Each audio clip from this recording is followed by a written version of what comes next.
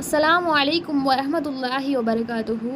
இன்னல் ஹம்தலில்லாஹி நஹ்மதுஹு வ நஸ்தஈனுஹு வ நஸ்தக்ஃபிருஹு வ நஊது பில்லாஹி மின் ஷுரூரி அன்ஃபுஸினா வ மின் ஸய்யிஆத்தி அஅமாலினா. மை யஹ்திஹில்லாஹு ஃபலா முலில்ல லஹு வ மை யுலில்ஹு ஃபலா ஹாதிய லஹு.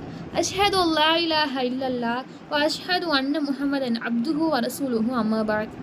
யா அய்யுஹன்னாஸ் இத்தகு ரப்பக்கும் அல்லதி ஹலகக்கும் மின் நஃப்ஸின் வாஹிதா வ ஹலக மின்ஹா ஸௌஜஹா வ பஸ்ஸ மின்ஹுமா ரிஜாலன் கஸீரன் வ நிஸா வத்தகுல்லாஹ அல்லதி தஸாஅலூன பிஹி வல் அர்ஹாம் இன்னல்லாஹ கான அலைக்கும் ரகீபா.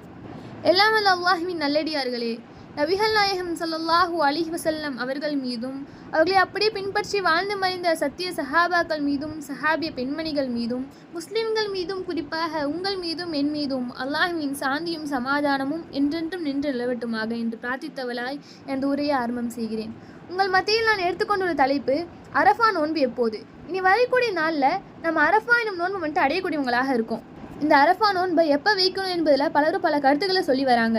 அரஃபா நாள் என்று சொல்ல வச்சு ஹாஜிகள் அரஃபாவில் கூடும் நாளே அரஃபா நாள் என்று சிலர் வாதிட்டாலும் நபிகள் நாயகம் ஸல்லல்லாஹு அலைஹி வஸல்லம் அவர்களின் செயல் இதற்கு மாற்றமாக இருக்கு.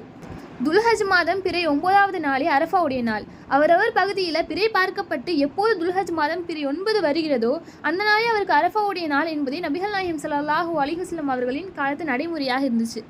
நபிகள் நாயகம் ஸல்லல்லாஹு அலைஹி வஸல்லம் அவங்க மதீனால 13 வருட காலங்கள் வாழ்ந்திருக்காங்க. மக்கால ஹாஜிகள் எப்போது கூடுகிறார்கள் என்று பார்த்து அன்றைய நாளில் தான் மற்ற பகுதிகளில் உள்ளவர்களும் நோன்பு நோக்கணும் அப்படின்னு இருந்துச்சு அப்படின்னா நபிகள் நாயகம் ஸல்லல்லாஹு அலைஹி வஸல்லம் அவங்க மதீனாலிருந்து ஒருவரை மக்காவுக்கு அனுப்பி ஹாஜிகள் எப்போது ஒன்று கூடுறாங்க என்பதை பார்த்து வருமாறு கூறியிருப்பாங்க. இன்னும் அவர் வந்த பிறகுதான் நோன்பும் வச்சிருப்பாங்க. ஆனால் ஹதீஸ்களில் இவ்வாறு நபிகள் நாயகம் ஸல்லல்லாஹு அலைஹி வஸல்லம் அவங்க செஞ்சதா எந்த ஒரு சம்பவமும் இடம்பெறல. எனவே மதீனால பிறை பார்ப்பதின் அடிப்படையில் அவர்களுக்கு பிறை 9 எப்போது வருதோ அந்த நாளில் தான் நபிகள் நாயகம் ஸல்லல்லாஹு அலைஹி வஸல்லம் அவங்க அரஃபா நாள் நோன்பு நோற்றாங்க என்று தெளிவாகுது. இன்னும் சிலர் ஹாஜிகள் அரஃபாவில் கூடும் நாளை நபிகள் நாயகம் ஸல்லல்லாஹு அலைஹி வஸல்லம் அவங்களுக்கு அல்லாஹ் வஹி மூலம் அறிவிச்சிருப்பான் அப்படின்னு சொல்கிறாங்க. இவங்க இப்படி சொல்கிறது ஏற்க முடியாததாகவும் இருக்குது. ஒருவேளை அல்லாஹ்வே ரசூல்லாவுக்கு வஹி மூலம் அறிவிச்சிருந்தான் அப்படின்னா ரசூல்லா நம்மகிட்ட சொல்லியிருப்பாங்க. மேலும் நபிகள் நாயகம் ஸல்லல்லாஹு அலைஹி வஸல்லம் அவங்களோட காலகட்டத்தில் மதீனாவில் மட்டும் முஸ்லீம்கள் வாழலை, மதீனாவுக்கு வெளியிலையும் ஏராளமான முஸ்லீம்கள் வாழ்ந்தாங்க. அவர்களுக்கு ஹாஜிகள் அரஃபாவில் கூடும் தினம் தெரிய வழியே இல்லை. அந்த ஊர்வாசிகள்லாம் தமது ஊரில் பிறை பார்த்த அடிப்படையில் தான் அரஃபா தினத்தை முடிவு செஞ்சுருப்பாங்க. நபிகள் நாயகம் ஸல்லல்லாஹு அலைஹி வஸல்லம் அவங்க மதீனாவில் இருந்தபோது ஹாஜிகள் அரஃபாவில் கூடினார்கள். அரஃபாவில் ஹாஜிகள் கூடிய செய்தியை அறிஞ்சு அதன் அடிப்படையில் நபிகள் நாயகம் ஸல்லல்லாஹு அலைஹி வஸல்லம் அவங்க நோன்பு நோட்கலை.